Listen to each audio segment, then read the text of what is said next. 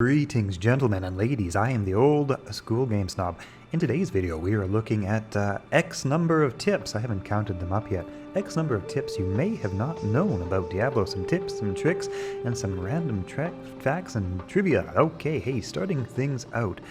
Did you know that the skill level on your items, for example, say you get something like 6 to battle commands or battle orders, that is actually augmented by your plus skills. So if you have +1 skills to your, serpent skin or something like that, as you can see, if I take a look at my battle orders, I actually have a current skill level of 11. That is because my +2 skills is applying to the plus skills given to me by an item. Okay, that's tip number 1. Tip number 2, the same applies to your mercenary.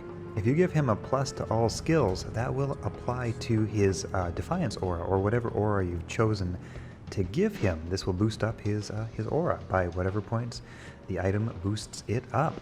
Tip number 2, if you absolutely have to fill every square inch of your inventory with charms to max out your boosts, consider doing something like grabbing a scroll of town portal. Boom, boom, boom. I actually had one prepared, but I don't know where it went. There we go. Scroll of town portal, and you can actually drop that into your potion slot belt. That will save you a whole two squares. 2 more squares for whatever charms you want. Wouldn't that be charming? Number 3, if you want to manually proc one of your items, say Treachery, you want to get that Fade cast, you can come on over to the River of Flame and stand in this nice little fiery spot. That'll just sit there and do damage to you until your item triggers. 5% chance, so that's not a big chance in this case, but hey, it'll get there eventually, trust me. There we go, we've emerged from the fire, all fadey. Alright. Here's a little tip for you meleeers. Put your attack skill over into your right mouse button. See, normally when you attack, you have to click on the thing, right? If you just click nearby it, it'll just run around and run you around in circles.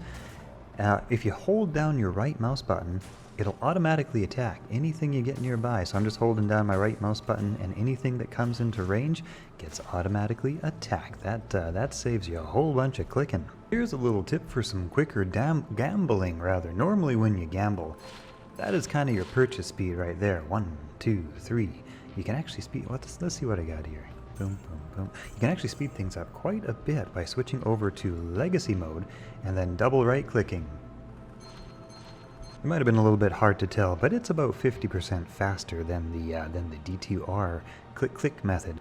Did you know that depending on which class you play, you actually gain a life and mana per level, and it depends on what class you play. The Sorceress gets 1 point of life per level, 2 points of mana, whereas the Amazon gets something like 2 life per level and 1.5 mana per level. This is one that actually keeps coming up. There's some confusion about this one. Did you know that only the hard points invested into your skills work with your synergies? And what I mean by that, that's a funny way of saying it, but what I mean by that is, say for example, Chain Lightning has a synergy of lightning. Now I have a base of 1 lightning, and I have 9 points of boosted lightning from my skill bonuses. Only 1 point of that lightning is actually applying to my synergy with Chain Lightning, so only hard points count, and it can only go up to 20 hard points, of course. So yeah, that is actually something that there's some confusion about, so I thought I'd mention that here.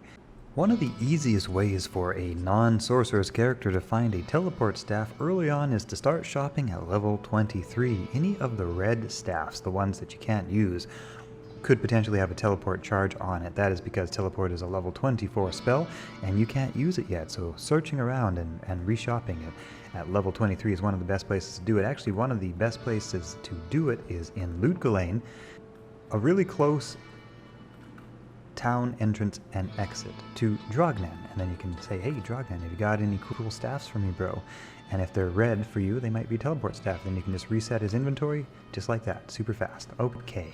Did you know that if you run around in circles like this with Drognan, eventually he'll get so dizzy by watching you spin around him like this that he will fall over and all of his inventory will drop to the ground. You can pick up all of his loot. Do you know that Emilio is actually the brother of Galzar, but they do not get along well together? If at any point you hire Galzar, Emilio will no longer work with you. Did you know that I am out of tips for today's video? Hope you've enjoyed it. Hey, hope to get you in the next one. And hey, a lot of these tips came from the commenters on the YouTube channel, the old school game snob channel. What am I trying to say? I don't know. But what I'm getting around to is if you guys got any more weird, interesting, obscure tips, tricks, tibia, in fact, I've kind of run out of them now. We've done like, I don't know, what, 50, 60, 70 tips now in the last few videos. I've run out of obscure and interesting ones. So hit me up on Discord, send me your tips, and maybe I can assemble enough of them to make another little tips video. All right, full credit will of course be given to those who contribute. All right.